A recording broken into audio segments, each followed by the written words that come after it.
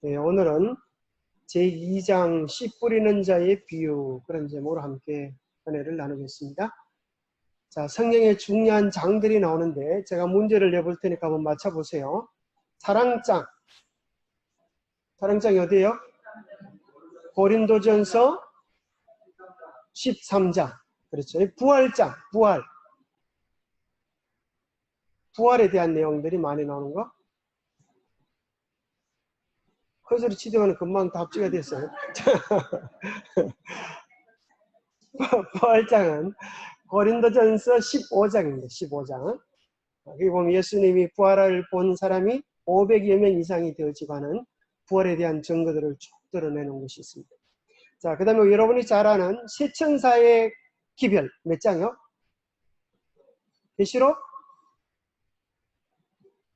계시록까지는 아는데 어디로 가야 될지 모르는 것 같아요. 계시록 약을 올려야 여러분들이 잘 안 잊어버리죠. 계시록 14장이 세천사의 기별입니다. 그럼 팔복은 몇 장이요? 팔복은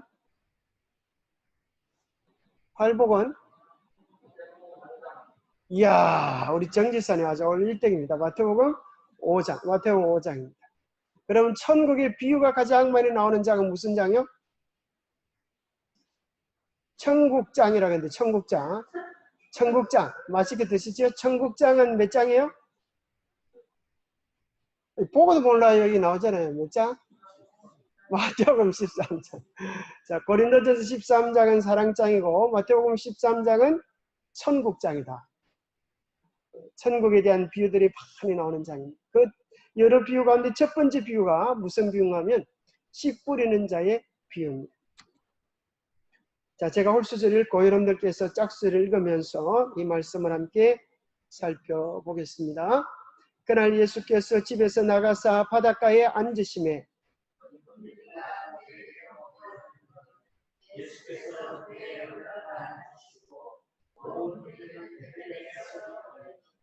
예수께서 비유로 여러 가지를 그들에게 말씀하여 이르시되 씨를 뿌리는 자가 뿌리러 나가서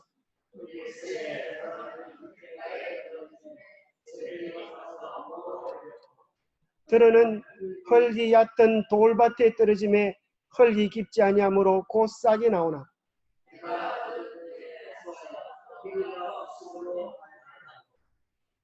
들어는 가시떨기 위에 떨어짐에 가시가 자라서 기운을 먹었고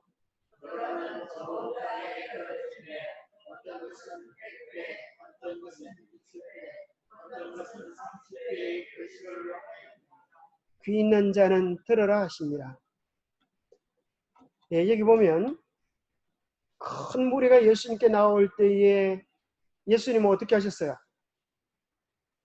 배로 올라가셨어요. 왜 그러셨죠? 너무 많아가지고, 그죠? 너무 많아가지고 그 해변의 사람들을 다 모을 수가 없어요. 그래서 예수님은 배에 올라가서 어떻게 하셨어요? 앉으시고. 여러분하고 저하고 입장이 반대로 되어 있어요. 예수님은 앉으시고 듣는 청중은 해변에 서 있더라. 참 재밌죠? 예수님은 앉으셔서 설교를 하셨어요. 앉아서 설교하시면 어떻게 설교를 하셨을까요? 보니까 예수님의 목소리는 음악처럼 잔잔하다 그랬어요. 서서 하면은 사람들이 막 목소리도 크게 지르고 고함도 지르고 그러는데 앉아서 이렇게 큰 소리를 하기는 쉽지 않아요. 앉아서 이렇게 조용하게 이야기하듯이 예수님께서 비유를 이야기하시는데 그 집의 지방에 마침 씨앗을 뿌리러 가는 사람을 보면서 이야기하실지 모르겠어요. 그죠? 저것 봐라. 저 씨앗 뿌리러 나가는 사람이 보이지? 그와 같이 천국도 마치 씨앗을 뿌리는 것과 같다. 사람들이 그런 장면들을 눈으로 보면서 생각하게 되는 것입니다. 참 이스라엘 사람들은 좀 깨알맞은가 봐요. 우리는 이런 데 뿌려요, 안 뿌려요? 길가에나 또 돌밭이나 가시밭에 이런 씨를 뿌려요, 안 뿌려요? 그런 사람 없잖아요. 그죠? 우리나라 사람들은. 이런 밭이 있으면 어떻게 할까요? 갈아엎어서, 그죠? 갈아엎어서 돌짝밭은 어떻게 하고요? 돌을 다, 그죠? 끄집어내고 가시나무를 다 빼고 길가를 또 갈아엎어서 부드러운 옥토로 만들었어. 그렇게 씨앗을 심지만은 이스라엘 사람들이 이렇게 좀 달랐나 봐요. 이렇게 막 씨앗을 뿌리는데 어떤 것은 돌짝밭에도 떨어지고 가시밭에도 떨어지고. 자, 이게 네 가지 부류의 밭을 이야기해 주고 있어요. 그렇죠? 네 가지 부류의 밭. 그런데 어떤 밭에, 자, 좋은 밭에 떨어짐에 몇 배 결실을 맺었다고요? 100배. 그 다음에는 60배. 그 다음에는 30배. 왜 처음에는 100배였다가 60배, 30배가 돼요?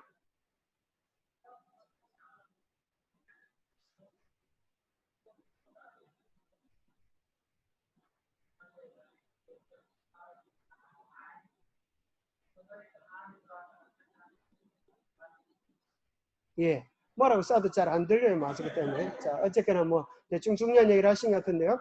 자, 종류, 씨앗의 종류에 따라서 결실이 다를 수도 있고, 또 어떤 사람 생각이 이렇게 생각을 했어요. 말씀을 듣고 곧바로 실행한 사람은 100배짜리고, 듣고 좀 머뭇거리다가 실행한 사람은 60배짜리고, 그래도 나중에 실행을 한 사람은 30배다. 그렇게 말을 하는데, 누가 그렇게 설명하더라고요. 근데 그 말도 일리가 있는 것 같아요. 그죠? 왜냐하면 하면 우리가 예수님을 알고 나서 바로 복음을 전으로 가면 안 믿는 친구들이 많이 있기 때문에 복음의 결실이 더 많아요. 희한하게 포도나무도 보면 오래된 가지에 열매가 맺어요. 새순의 열매가 맺어요. 희한하죠. 새순의 열매가 맺어요. 희한하죠. 새로운 순의 열매가 맺어요. 그런 것처럼 우리가 처음 복음 받았던 사람들을 복음을 잘 증가할 수 있도록 그렇게 도와주는 일들도 우리에게 중요하리라고 생각합니다. 자, 이 말씀을 본문으로 우리가 질문을 만든다면 어떤 질문을 만들어 볼 수가 있겠어요? 자, 질문을 한번 만들어 보는 것도 우리에게 좋은 성경 교사가 될 수 있는 자질을 함양하는 데 도움을 줍니다. 자, 여러분 질문을 한 가지씩 한번 만들어 보겠어요. 우리 있죠? 자, 우리 뇌가 좌우로 나눠져 있다 그러잖아요. 그죠? 좌측 뇌는 뭐가 발달되어 있다고요? 지성적인 거. 우측 뇌는 감성적인 거. 자, 어쨌거나 여러분들이 이쪽 팀 한번 해보겠습니다. 이쪽 팀. 질문 하나 만드셔요. 자, 이쪽 팀도 질문 하나. 자, 한번 해보겠습니다. 자, 20억 지사님 팀. 자, 이쪽에 질문 하나 만들어 보세요.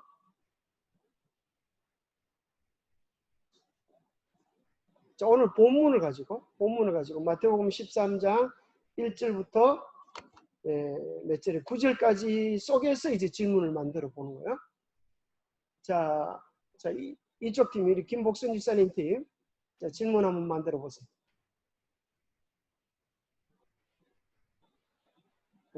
밤 새겠어요, 그러다가. 자, 자, 아무것도 괜찮습니다. 그냥 해도 돼요. 생각나는 대로 하시면 너무 고민하지 말고. 아이고, 네 집 색신이 아주 똑똑하지? 자, 뭐라 그래요? 씨 뿌리는 자는 누구이며 씨는 무엇인가? 참 좋은 질문 같아요. 자, 우리 이쪽 팀, 이쪽 팀 한번 해보세요.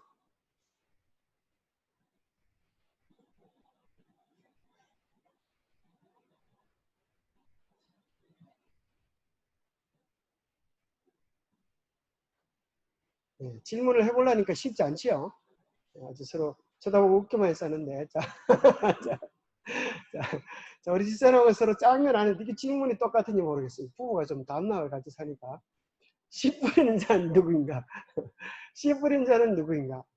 또 씨는 무엇인가? 이게 또 어떻게 똑같으냐? 우리 희한하네요. 서로 보지도 않았는데 똑같은. 그 다음에 어떤 종류의 밭이 있는가? 뭐 쉬운 질문이잖아요. 밭이 네 종류가 있는데 어떤 종류의 밭인가? 그다음에 또 질문해 본다고 하면 우리의 삶에서 좋은 열매를 맺으러 가면 풍성한 열매를 맺으러 가면 어떻게 하면 좋을까? 그죠? 그럼 나름대로 생각해 보면 질문이 많지요. 또 돌짝밭은 어떤 밭인가? 길가밭은 어떤 특징을 가지고 있는가? 뭐 여러 가지 질문들을 많이 할 수 있으리라 생각합니다. 자, 실물교훈에 보면 첫 번째 이런 얘기를 하고 계시는데요. 그리스도께서는 씨 뿌리는 비유를 통하여 천국에 대해 설명하셨을 뿐 아니라 크신 농부로서 그의 백성을 위하여 행하시는 사업에 관해서도 말씀하셨다. 그는 밭에서 씨를 뿌리는 자들과 마찬가지로 하늘의 진리의 씨를 뿌리기 위하여 이 땅에 오셨다. 예수께서 말씀하시는 비유 그 자체가 곧 씨앗이었으며 그는 이 씨로서 가장 귀중하고 은혜로운 진리들을 심으셨다. 정선이 요 앞에 에어컨 좀 꺼주세요. 요 앞에. 여기 보면은 씨를 뿌리는 자가 누구라고요?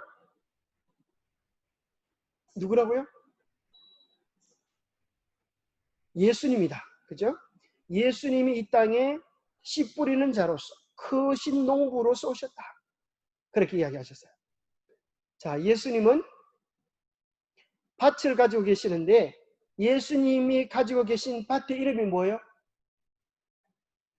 예수님이 가지고 계신 밭이 텃밭이에요? 감자밭이에요? 호박밭이에요? 무슨 밭이에요?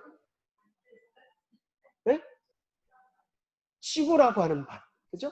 지구라고 하는 밭을 하나님이 관리하셔요. 예수님이 관리하세요.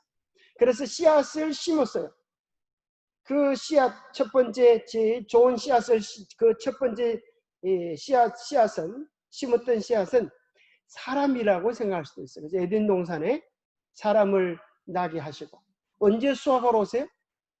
세상 마지막 때에 수확하러 오세요.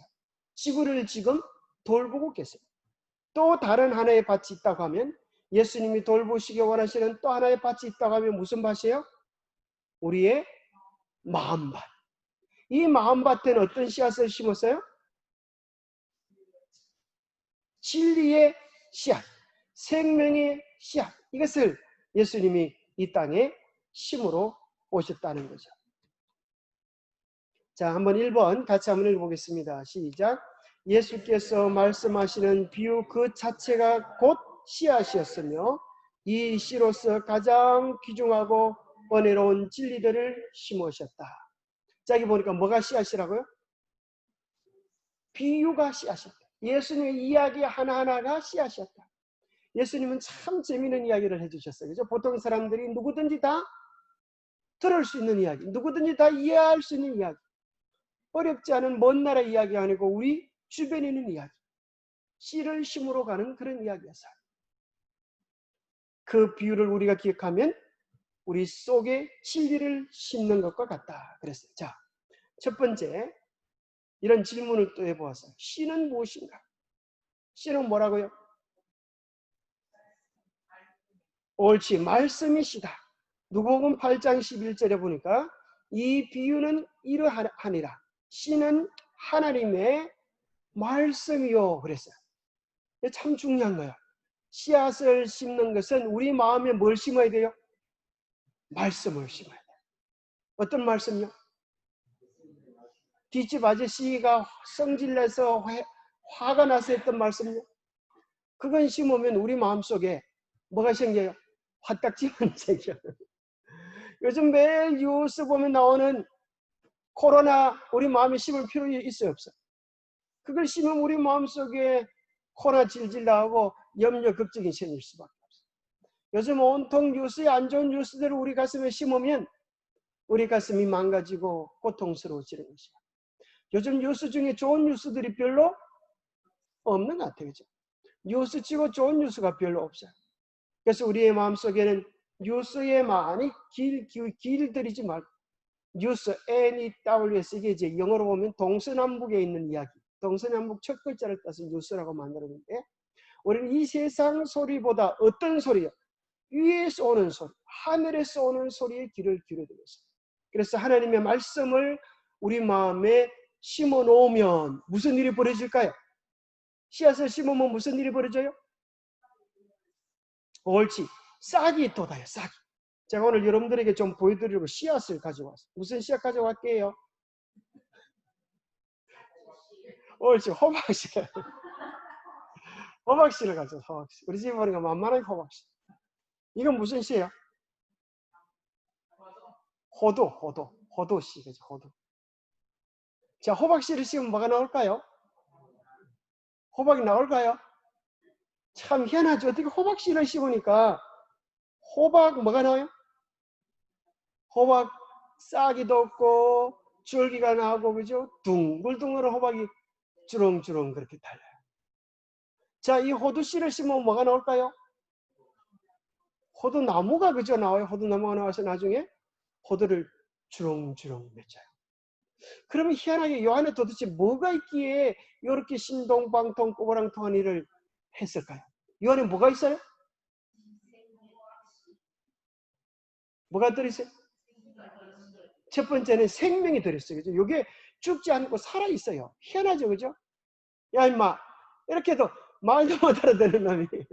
요 안에 생명이 들어있었어. 딱 심어놓고 물을 주면 살아나요. 참 신기한 거 아니에요? 그죠? 참 신기한 일 같아요. 제가 뒷번째 감자를 심어보니까 참 신기한 걸 알겠어요. 얼마나 신기한지. 싹이 돋아나고 생명이 돋아나는 게 너무너무 신기해요. 그 다음에 생명이 있을 뿐만 아니라 요 안에 뭐가 들어있어요? 요 안에 뭐가 들어있어요? 너는 잎이 되라, 너는 줄기가 되라, 너는 열매가 되라 라고 하는 모든 유전자 정보가 들어있어요. 유전자 정보가 그대로 순종을 해요. 요놈이 엉덩이에 뿔난 송아지처럼 호박을 심었는데 에이 나는 호박 안 맺고 수박을 맺혀야 되겠다. 그런 수가 있어요 없어요? 얘들은 100% 순종하여서 호박은 호박을 맺고 수박은 수박을 맺는 것입니다. 마찬가지로 하나님의 씨앗을 우리 마음속에 심으면 첫 번째 생명력이 있어요. 그렇죠? 우리에게 매일매일 살아가는 기쁨과 즐거움과 삶의 의미를 대줘요. 그 다음에 이 안에는 뭐가 있어요? 유전자가 돼. 유전자 정보가 있어서 뭐하게 하는 거면 우리의 삶을 그 말씀으로 인하여 변화시키는 힘을 가지고 있어요. 희한하죠? 뭐 할 때요? 우리가 그 말씀을 품을 때에, 우리가 그 말씀을 외울 때에, 우리가 그 말씀을 깊이 명상할 때에. 그런데 씨앗을 준다고 해서, 씨앗을 심는다고 해서 다 씨앗이 돋아나는가? 뭐 해야 되겠어요? 물을 주고 사랑을 주고 관심을 가지고 돌볼 때 그렇게 되듯이 하나님의 말씀도 그럴까요? 하나님의 말씀도 마찬가지예요. 들을 때는 아멘 그다가 집에 가서 라멘 해버리면 소용없어요. 그죠? 한쪽 귀로 듣고 한쪽 귀로 흘러버리면 소용이 없어요. 마치 여인이 임신하듯이 그 말씀을 내가 꼭 품고 석 달 열흘 동안 품에 안을 때 석 달 열흘 가지고 안 되는구나. 10개월 동안 그 생명을 품을 때에 아이가 되어서 이렇게 나오게 되죠. 대부분 식물들은 석 달 열흘 되면 결실을 한대요. 그렇죠? 석 달 열흘이 되면 식물들은 석 달 열흘인데 사람은 10개월을 이렇게 품으면 생명이 된다. 그래서 우리가 품어야 될 씨는 뭐다? 하나님의 말씀이 우리 안에 있어야 되겠어요. 그러면 그런 사람은 어떤 자다? 살아있는 자다. 반대로 하나님의 말씀이 없는 자는 어떤 자다? 쭉정이다 말이야. 쭉정. 그럴까요? 이 세상 마지막에 심판이 나오는데 심판은 뭐가 구분되어져요? 쭉정이와 가라지로 구분되면 어떻게 되겠어요? 쭉정이도 못 쓰고 가라지도 못 쓰면 다 하나님 농사 망쳤네. 쭉정이가 뭐예요? 알곡이래요. 알곡. 그죠? 쭉정이는 가라지에 속해. 가라지. 가라지를 아니지만 가라지에 속해. 그 말 잘했다. 그죠? 가라지는 왜 가라지가 돼요? 가라를 심으면 가라, 가짜를 우리 마음속에 하나님 말씀 아닌 다른 것을 심으면 가라지가 되고 쭉정이는 왜 쭉정이 돼요? 말씀에 대하여 순종이 없으면 말씀을 자라게 하려고 하면 물이 필요한데 우리는 무슨 물이 필요할까요? 우리의 눈물이 필요해요. 회개의 눈물이 그죠? 그 다음에 무슨 물이 필요한가? 열심의 땀방울이 필요한 거예요. 그렇게 순종을 위해 열심히 땀방울을 심을 때 이것은 싹이 돋고 열매를 맺어서 우리에게 풍성한 결실을 안겨주게 될 것입니다. 그래서 우리가 거듭난 것이 썩어질 씨로 된 것이 아니요 썩지 아니할 씨로 된 것이니 살아있고 항상 있는 하나님의 말씀으로 되었느니라. 우리가 뭐로 거듭났다고요? 살아있는 하나님의 말씀으로 거듭났습니다. 죄송합니다. 잠깐 저쪽에서 아직 소리를 안 끄신 분 한 분 계셔가지고 전체 소리를 제가 끄도록하겠습니다. 죄송합니다.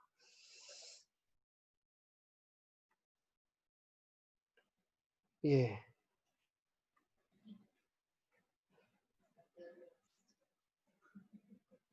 자, 깜짝 놀랐습니다. 갑자기 밥그릇 씹는 소리가 나가지고. 자, 여기 보면, 자, 그렇다고 하면 우리 마음속에 심어야 되는 씨앗. 첫 번째는 하나님의 말씀. 그래서 거듭난 자는 반드시 그 속에 뭐가 있어야 돼요? 하나님의 말씀이 있어요. 자, 두 번째 하나님 말씀이 있어야 되고, 두 번째는 뭐가 있어야 될까요? 뭐가 있어야 될까요? 두 번째 있어야 되는 것이 뭔가 하면 요한일서 5장 12절에 보니까 아들 있는 자는 생명이 있고 하나님의 아들이 없는 자에게는 생명이 없느니라. 그래서 그러니까 우리 마음속에 뭐가 있어야 돼요? 생명이 있어야 되는데 그 생명 곧 누구다? 예수 그리스도다. 옳죠. 예수 그리스도가 우리 안에 늘 계시다. 다른 말로 하면 예수님이 계시다고 하는 것은 하나님 말씀이 우리 안에 계시다는 것이고 하나님 말씀을 통해 우리가 예수 그리스도를 인격적으로 모시고 그분과 매일 교제하며 살아가는 삶을 살아야 되겠어요. 그게 생명이에요. 그게 그리스도인의 생명이에요. 그래서 우리는 무슨 일을 하든지 예수님은 어떻게 하셨을까? 예수님께 여쭤보고 살아가는 거예요. 예수님을 믿는다고 하면서 자기 성질 나는 대로 다 엎어버리고 고함 지르고 그래놓고 나는 예수님 잘 믿어요. 그렇게 하면 합격이 불합격이. 자기 딴에는 잘 믿는다고 하는데 하나님 편에서 보면 야야 그래가지고 되겠나? 그렇게 그죠? 자기 마음속에 누가 있어요? 예수님은 안 계시고 예수님은 꽃하는 보리자루처럼 가만히 계시고 자기가 다 나서가지고 주동자가 돼가지고 그죠? 누가 그랬어요? 베드로가 그랬죠. 아, 예수님 가만히 계십시오. 제가 예수님 십자가에 앉게 도와드리겠습니다. 누가 감히 예수님을 십자가에 못 박는 거? 그렇게 하니까 예수님이 베드로 보고 너 잘했다. 참 믿음이 좋구나. 고맙다 그랬어요? 예수님은 당장 뭐라 그랬어요? 사탄아! 물러가라! 그렇게 예수님이 그렇게 잘 안 하시는데 사탄아 물러가라 그렇게 하셨어요. 우리가 때로 뭐 할 수도 있다는 거예요? 예수님을 믿는 제자일지라도 때로는 누가 기뻐하는 사단이 기뻐하는 짓을 할 수 있는 가능성이 우리도 있을까요? 베드로만 그럴까요? 우리도 있을까요? 우리도 있어요. 언제든지. 그래서 우리는 언제든지 우리의 마음을 주님께 드리기 위하여 신경을 써야 합니다. 자, 두 번째로 다시 한번 생각해 봅시다. 씨는 무엇인가? 자, 씨는 무엇인가? 성경에서 이제 찾아봤는데, 자, 우리가 이제 생각해 보는 또 다른 의미의 씨는 뭔가 하면 첫 번째는 여기 보니까 비유가 씨다. 재미있는 이야기거리. 그래서 우리가 복음을 듣고 배웠던 재미있는 이야기거리를 우리 자녀들에게 나누어 주고 있어요. 그게 아이들의 가슴 속에 심어질까요? 심어져. 재미있는 이야기 속에서 복음을 나누어 줄 수가 있겠어요. 또 은혜로운 진리가 복음의 씨앗이라 그랬어요. 또 특별히 놀라운 것은 그리스도의 사랑을 여러분 가슴에 심게 되기를 바랍니다. 하나님이 나를 얼마나 사랑하는지 그 사랑을 우리에게 경험케 해주고 깨닫게 해주는 것들을 우리 마음속에 꼭 심으세요. 그런데 많은 사람들은 심으라고 하는 사랑은 안 심고 심지 말라고 한 뭘 심어요? 미운 다툼, 분쟁, 원망, 사기 이런 거는 한번 심지 말라고 해도 한번 사기 당해놓으면 막 잊어버리지도 않아. 잊어버리지도 않아. 자다가도 뿔떡 일어나서 이빨을 뿌두둑뿌두둑하고 아이고 외로워 왼수 그렇게. 그거는 아무짝에 도움이 되지 않는 거예요. 그것은 우리 마음을 병들게 하는 거예요. 여러분 우리의 마음속에서 우리를 고통스럽게 하는 좋지 않은 가라지들을 다 뽑아버리고 하나님의 사랑만 여러분의 심령에 가득 채우게 되기를 바랍니다. 혹시 교인들 사이의 관계 속에서 상처를 줄 수가 있을까요? 없을까요? 있어요. 세상에 그렇지 않은 교회 있으면 나와보라 그래. 아무 교회도 없어. 하늘에 가기 전까지는 이 세상은 싸우는 교회여서 이 전쟁이 끝이 나지 않았어. 그런 경험이 있을 수밖에 없어요. 잘했다는 것은 아니지만 이 세상이 그렇게 생겼다는 거예요. 그럴지라도 우리의 마음에는 뭘 심지 말고요? 소원한 마음을 품지 말고 사랑만 심으시게 되기를 바랍니다. 아까 아멘 하더니 이번에 아멘 안 하시네. 네, 사랑만 심으시기 바랍니다. 목사라고 해서 다 잘할 수가 있을까요? 목사가 때로는 목자 같은 짓을 할 때도 있어요. 다 자랑은 안 해요. 그러나 우리의 마음이 그 속에서 사랑으로 보아주고 그리스도의 사랑을 바라볼 때 우리의 마음속에는 은혜가 은혜되지. 여러분 자녀들에게 아무개 목사가 나쁜 짓을 하더라 그런 소리를 들려주면 그 자식이 와서 설교를 들으면 그게 설교가 제대로 듣기겠어요? 아이고 저놈의 사기꾼이 누구를 사기치려고 말을 저렇게 잘하네? 그렇게 생각할 거 아니겠어요? 그래서 우리 마음속에 사랑을 심는 것 정말 중요한 일이에요. 성도를 볼 때도 뭘 기억해야 되겠어요? 사랑을 기억해야 되겠어요. 아이고 저 사람이 내 돈 떼먹고 가는데 그것은 잊어버리고 나한테 서운하게 했는데 내 발 받고 인사도 안 했는데 그건 다 잊어버리고 사랑만 기억하고 좋은 것으로만 기억할 수 있는 우리의 마음밭이 되기를 바랍니다. 오늘 또 내용을 잘 읽어보면 뭐가 이 세상의 씨앗이 되는가? 성도들의 삶을 통하여 나타낸 사랑의 봉사들이 씨앗이 되어서 하나님을 안 믿는 사람들에게 생명을 줄 수 있어요. 그래서 우리가 때로는 설교를 유창하게 하지 않는다 할지라도 진리를 유창하게 전도하지 않는다 할지라도 말 없는 그리스도의 봉사를 보면서 그들이 감화를 받는 거예요.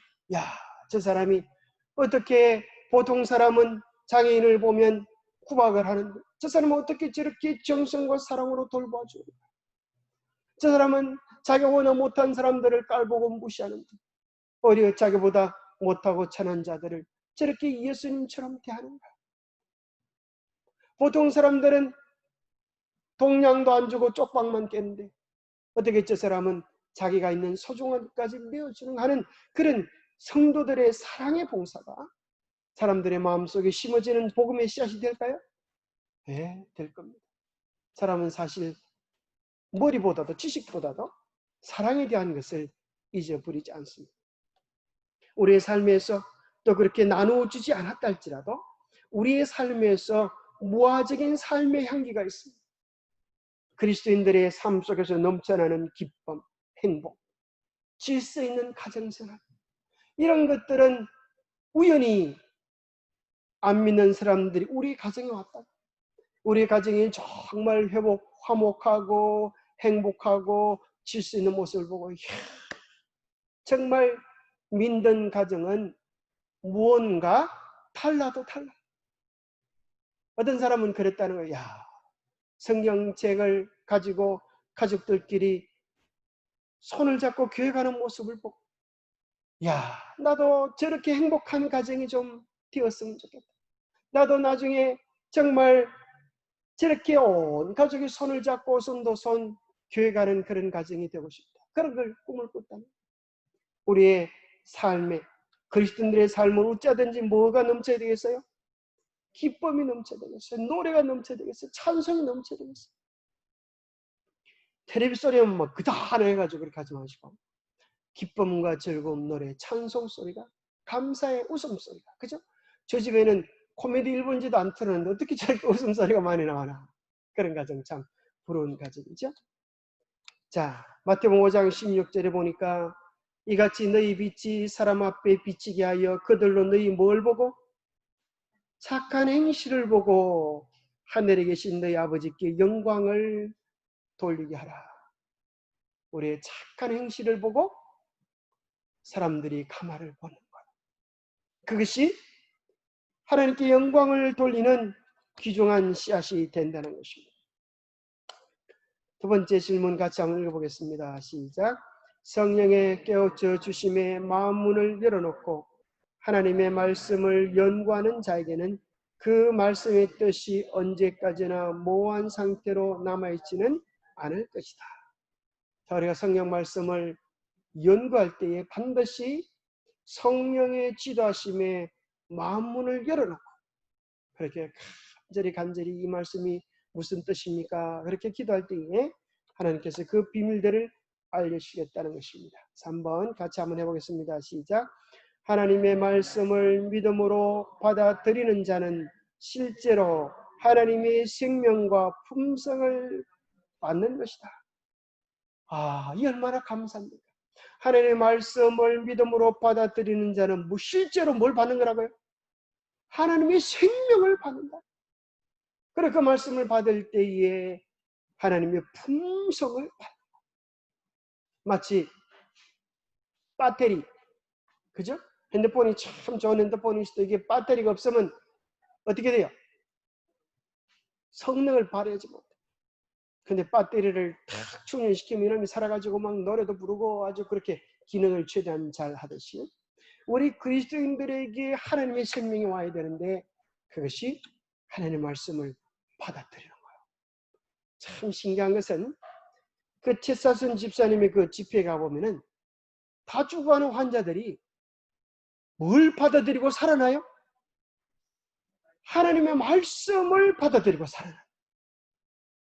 음식을 먹어서 도움이 되고 또 천연계 속에서 산책해서 또 건강을 얻기도 하지만 그 가운데 가장 많은 사람들이 하나님 말씀을 받을 때 내 가슴이 뜨거워지고 내가 하나님 아버지께 이런 죄를 지었구나. 그래서 내 삶을 회개하고 하나님께 새롭게 돌아가야 됩니다. 그런 역사가 말씀을 들을 때 일어나는 거예요. 또 평생 남편에 대한 원망만 가지고 있던 여자분들이 그 말씀을 들을 때에 하나님이 얼마나 나를 사랑하시고 나를 위하여 큰 은혜를 베푸시는가를 깨달으면 남편의 잘못은 생각하지 아니하고 내가 남편에게 못한 내 죄가 크구나. 그렇게 사람이 바뀌죠.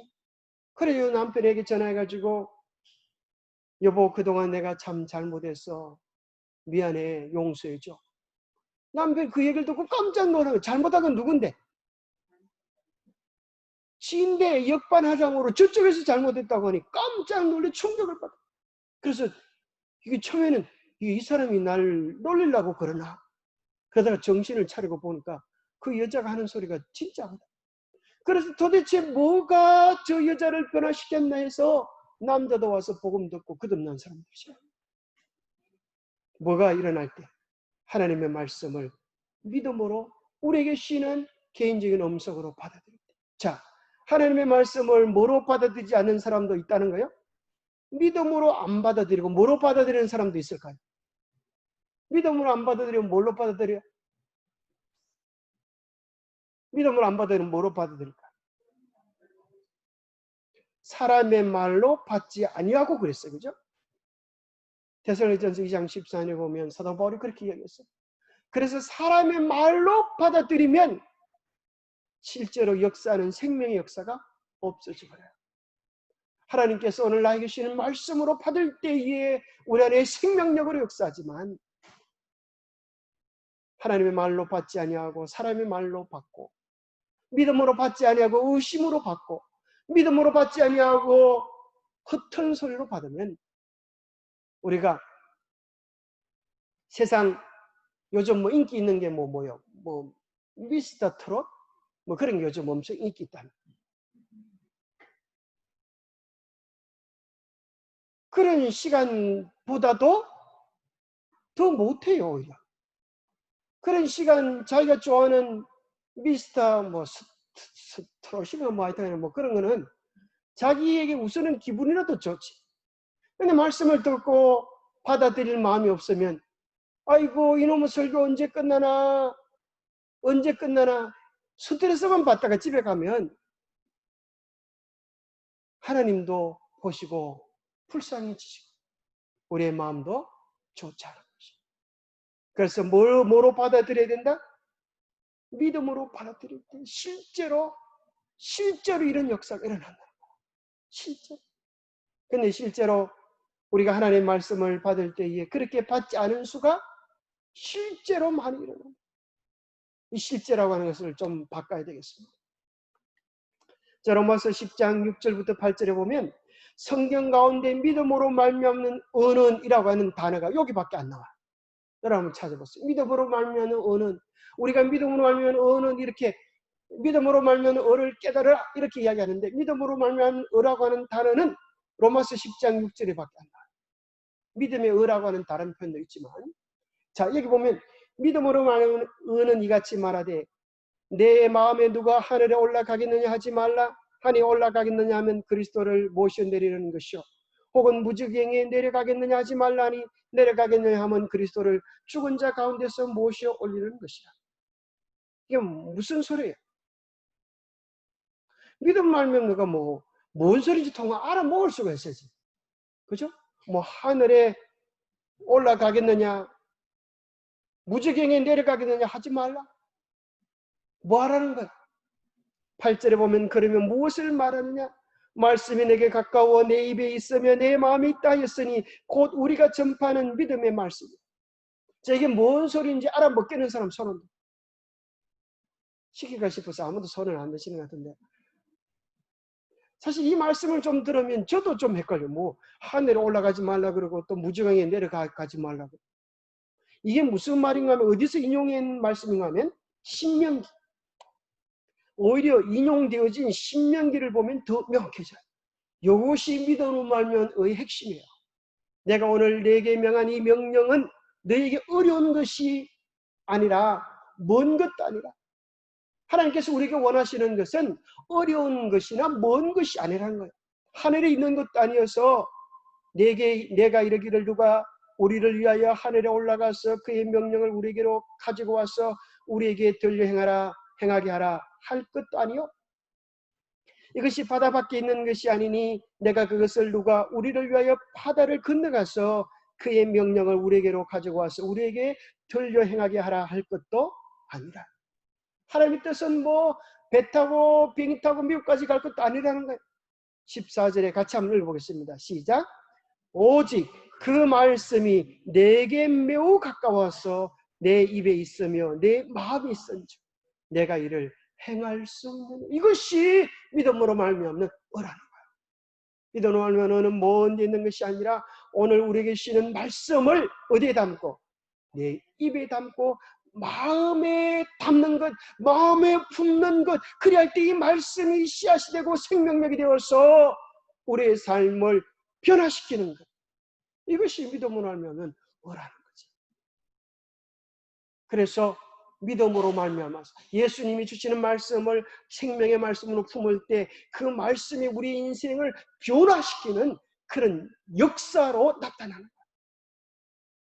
사랑은 언제나 오래 참고 하는 말씀을 품으니까, 때로 누가 약을 올릴 때에 그 노래를 조용히 엎조려 보니까 내 마음속에 오래 참을 수 있는 능력이 나오는 거예요.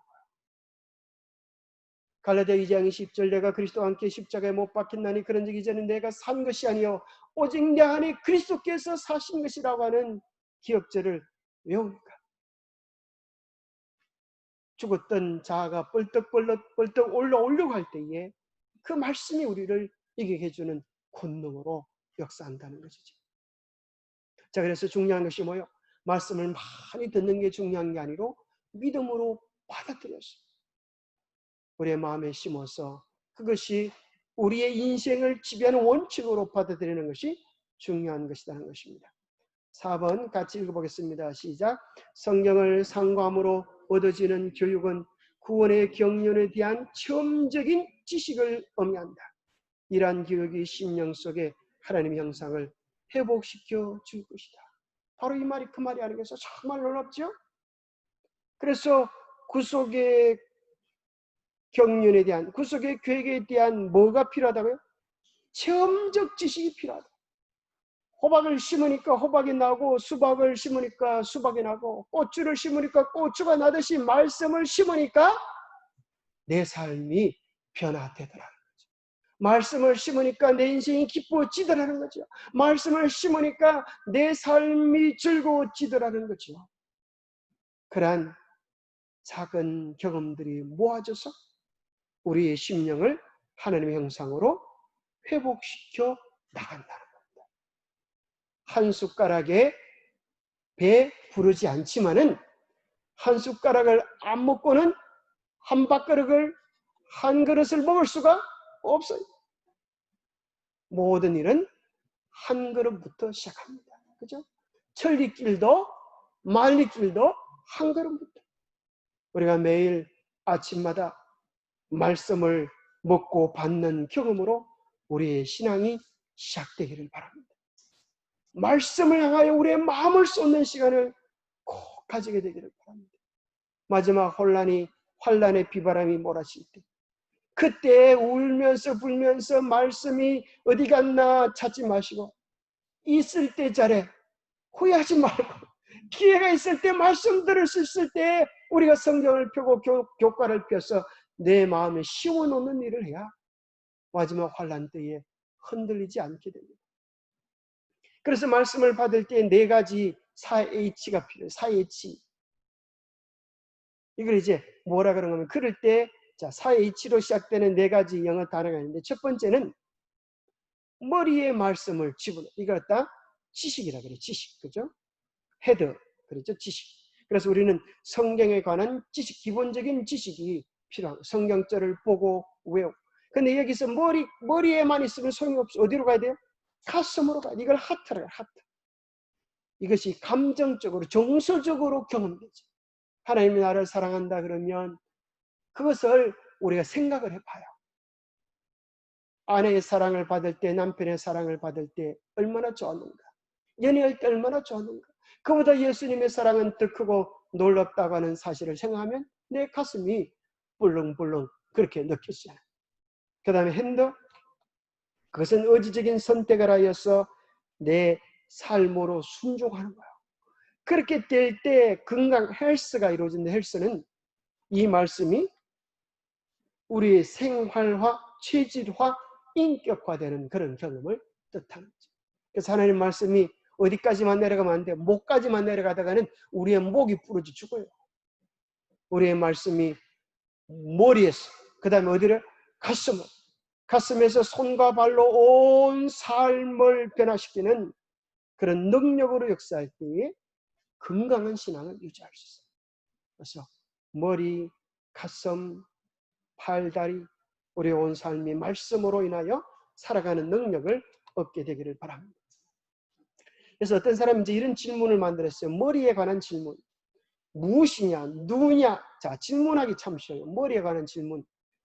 지적인 질문. 이게 뭐냐? 아까 했던 거죠. 씨는 무엇이냐? 씨 뿌리는 자는 누구냐? 그런 거죠. 자, 가슴에 대한 질문하는 왜라고 하는 질문. 왜 날 사랑하나? 예수는 왜 날 사랑하나? 그런 왜, 그죠? 왜?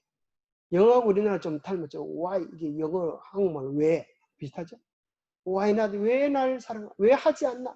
나는 왜 그분을 사랑하지 못하는가? 왜 그분의 사랑을 나는 경험하지 못하고 내 삶에 깊이 예수님의 사랑이 뿌리를 내리지 못하는가? 생각해 봐야 되겠죠. why now? 그러네. 핸드, 손은 실천한, 내가 어떻게 실천할 것인가? 어디에서 실천할 것인가? 언제 이 말씀을 내가 실천할 것인가? 오늘 내가 하나님의 사랑을 배웠다고 하면 어떻게 우리의 가정에서, 우리의 삶에서 실천할 것인가? 자, 여기 5번 질문이 아주 무서운 질문이에요. 자, 같이 한번 읽어보겠습니다. 시작. 사단은 많은 조력자를 갖고 있다.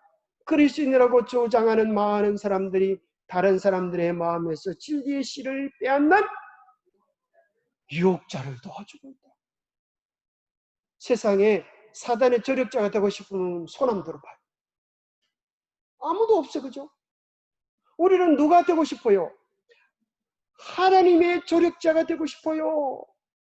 하나님의 조력자가 되고 싶은 많은 사람들이 요 공부를 안 해가지고 잘 몰라가지고 자기도 모르는 사이에 여기 보니까 많은 사람들이라고 그랬어요. 그리스도인이라고 주장하는 많은 사람들. 다른 사람들의 마음에서 진리의 씨앗을 빼앗아가는 유혹자를 도와주는 일을 하고 있다. 어떻게 하면 이런 일이 벌어지겠어요? 어떻게 하면 이런 일이 벌어지겠어요? 실문교회는 이런 내용이 나옵니다. 하나님의 말씀을 전하는 설교를 들은 많은 사람들이 그 설교를 가정에서 비평의 주제로 삼고 있다. 그들은 세상의 강연이나 정치 연설가의 말을 비평하는 것과 같이 설교를 비평한다. 그들은 마땅히 여호와의 말씀으로 받아들여야 할 그 기별을 소홀히 하고 비꼬는 말로 논평한다. 그들은 목사 인격과 동기와 행동에 곁들여 동료 교인들의 품행에 대한 이야기를 아무 끄리낌 없이 주고받는다.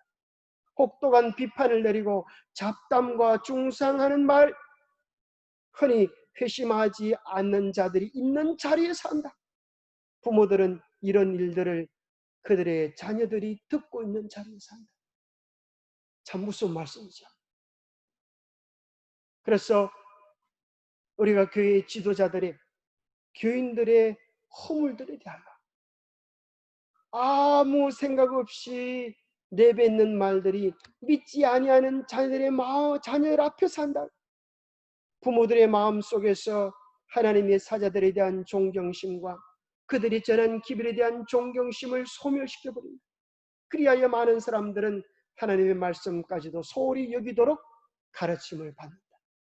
소위 그리스도인이라고 주장하는 자들의 가정에서 많은 청소년들이 불신자가 되도록 교육을 받고 있다. 참 무슨 말씀이죠? 참 무슨 말씀. 그래서 우리가 사단의 조력자가 되지 않도록 6번을 공부해. 5번에 머물지 말고 6번으로 빨리 넘어야 되겠어. 아유, 깜짝 놀랐죠? 5번 내용을 보니까 좀 섬찟하죠. 우리 그런 경험이 없어야 되겠습니다. 6번 시작. 사랑이 모든 행위의 원칙이 되어야 한다. 사랑은 하늘과 땅에서 하나님의 정부의 기초를 이루는 원칙이다. 그러므로 그것은 또한 그리스도인의 품성의 기초가 되어야 한다. 이 사랑만이 시련과 시험을 견딜 수 있게 해준다. 참 멋진 말씀이죠. 사랑이 모든 행위에 뭐가 되어야 한다? 원칙이 되어야 한다. 사랑은 하늘과 땅에서 하나님의 정부의 기초를 이루는 원칙이다. 사랑은 다 주는 것. 사랑은 다 용서해주고 이해해주고 감싸주는 것. 그렇지 않아요? 다 치워주는 것. 좋게 봐주는 것. 이것이 그리스도 인생의 원칙이 되어서 우리에서 입술에 나가는 것도 희망을 주고 용기를 주고 생명을 주는 것들이 되기를 바랍니다. 사랑은 또한 희생을 통해 나타나게 될 것이다. 사랑은 희생을 통해 나타나게 될 것이다. 구속의 경륜은 그리스도의 희생의 토대 위에 세워졌다. 이 희생은 너무도 넓고 깊고 높기 때문에 아무도 청량할 수 없다. 이미 그리스도께서는 우리를 위하여 모든 것을 희생하셨으므로 그를 구주로 받아들이는 자들은 저희의 구주를 위하여 모든 것을 주저없이 희생할 준비가 되어 있어야 한다. 그들은 무엇보다도 구주의 영예와 영광을 먼저 생각하게 될 것이다. 참 놀랍죠. 사랑이란 다른 말로 하면 뭐다? 희생이다. 그죠? 희생하면서 이것을 내가 이만큼 했다라고 자랑하지 아니하고 뭐로 여기는 거예요? 특권으로 여기는. 우리 주님께서 우리를 위하여 생명을 주심을 기쁘게 여기고 즐거워하셨다고 그랬어요. 사랑은 희생입니다. 우리가 주님을 사랑한다고 하면 주님께서 우리를 위하여 모든 것을 희생하셨듯이 우리도 사랑하는 주님을 위하여 우리의 작은 것을 희생한다고 한들 그것이 자랑할 만한 것이 되겠습니다. 주님은 우리를 위하여 천국을 부리고 오셨는데 우리가 우리의 작은 것들을 버린다고 한들 그것이 어떻게 그분의 사랑의 1000분의 1이나 10,000분의 1이나 100만 분의 1이나 보답할 수 있다고 자랑할 수 있겠습니다. 7번 같이 읽어보겠습니다. 시작.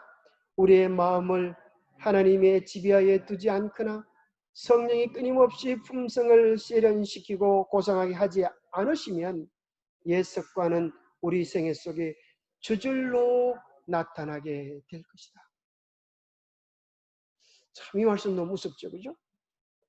우리의 마음을 끊임없이 하나님의 지배하에 두고 성령의 인도하심 속에 둬야 되겠습니다. 그렇게 하는 것이 뭐요? 말씀을 암송하는 것이고 말씀에 마음을 기울이는 것이고, 그렇지 않으면 우리는 여기 보니까 저절로 오토매틱 시스템이에요. 그죠? 죄가 나오는 것은 결심 안 해도 죄가 나와요. 그렇죠? 불평이 나오는 것은 결심 안 해도 내가 불평해야지, 화를 내야지, 남을 미워해야지, 이렇게 결심과 다짐을 안 해도 오늘 어떻게 아무개를 미워하자 이렇게 결심을 안 하고도 우리는 전천후 죄인이어서 사람을 보면 미운 생각이 들고 서운한 생각이 들고 이렇게 우리가 죄인이에요. 그래서 우리가 뭐 해야 되는가? 청년이 무엇으로 그 행실을 깨끗게 하리까? 주의 말씀을 따라 삼갈 것입니다. 내가 범죄치 아니하리 하여 주의 말씀을 내 마음에 두었나이다. 좋은 밭이라고 하는 것은, 좋은 마음이라고 하는 것은 예수님을 품고 사는 마음입니다. 말씀을 품고 사는 마음입니다. 사랑을 품고 사는 마음입니다. 은혜를 품고 사는 마음입니다. 여러분 마음속에 선함들을 부리시기 바랍니다. 원수를 용서하시게 되기를 바랍니다. 기쁘고 감사한 씨앗을 우리의 삶에 심으면 우리는 반드시 행복을 거두게 될 것입니다. 우리의 마음속에 무엇을 심냐에 따라서 우리의 마음이 천국이 되기도 하고 지옥이 되기도 할 것입니다. 그것이 예수님이 첫 번째 드신 씨 뿌리는 자의 비유의 핵심적인 내용입니다. 우리 마음에 언제나 좋은 것들로 심게 되기를 바랍니다. 기도하겠습니다. 하나님 아버지, 씨 뿌리는 자의 비유를 통하여 우리가 우리의 마음을 어떻게 관리하는지를 말씀해 주시니 감사합니다. 우리의 마음속에 가장 좋은 생명의 씨를 심게 하여 주옵소서. 우리의 마음속에 가장 좋은 구원의 씨를 심게 하여 주옵소서.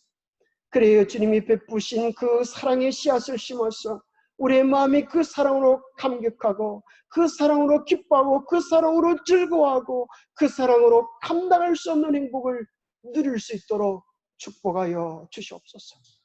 오 주님, 이 땅에 심어진 씨앗들이 싹이 돋고 열매를 맺어 풍성한 결실을 우리에게 돌려주는 것처럼 우리도 하나님의 말씀을, 하나님의 사랑을, 하나님의 은혜를 우리의 가슴에 심어 풍성한 결실로 주님께 돌려드려 주님의 영광, 주님의 기쁨이 될 수 있도록 도와주시옵소서. 우리 모든 믿음의 가정들마다 주님 선악의 대쟁투 속에 있습니다. 하나님이여 도와주셔서 우리의 마음속에 주님을 선택하고 주님의 말씀을 선택함으로 풍성한 성례의 열매를 거둘 수 있도록 복의 복을 다하여 주시옵기를. 또 우리 특별히 문원의 집사님, 아드님, 우리 문영광 형제를 기억하여 주셔서 주님을 선택하고 주님의 사람 되어 살기로 결심할 수 있도록 복의 복을 다하여 주시옵기를 우리 주 예수 그리스도 이름 모자하여 간절히 간구하옵나이다. 네, 감사합니다. 묵상으로 마치겠습니다.